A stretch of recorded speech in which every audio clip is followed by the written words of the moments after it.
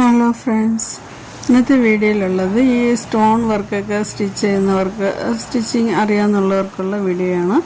ഇപ്പോൾ സാധാരണ സ്റ്റോൺ വർക്കൊക്കെ ഉള്ളവർ ഓരോ പീസായിട്ട് ഇളക്കി എടുത്തല്ലേ ചെയ്യുന്നത്. എന്നാൽ ഇതുപോലെയൊക്കെ മെഷീനുള്ളവർക്ക് അംബർല മെഷീനിലൊക്കെ അതിൽ അഡ്ജസ്റ്റ് ചെയ്യാനുള്ള ഒരു പിന്നുണ്ട്.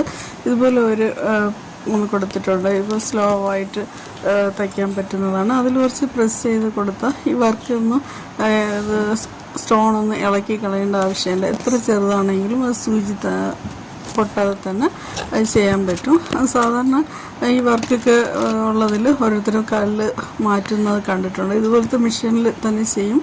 എന്നാൽ അത് സൂചിയും പോകില്ല, അത് കറക്റ്റായിട്ട് തന്നെ അഡ്ജസ്റ്റ് ചെയ്ത് വന്നോളൂ. ആ പ്രസ് ചെയ്ത് സ്ലോ ആക്കി കൊണ്ടുപോകണം. പ്രസ് ചെയ്ത് തന്നെ ഇരിക്കണം, കൈ വിട്ട സൂചി പൊട്ടും. അത് സ്റ്റിച്ച് ചെയ്യുന്നവർ ഈ വീഡിയോ കാണുകയാണെങ്കിൽ ഒന്ന് നോക്കി ഇതുപോലെ ഒന്ന് ട്രൈ ചെയ്ത് നോക്കൂ. ഈസിയാണ്.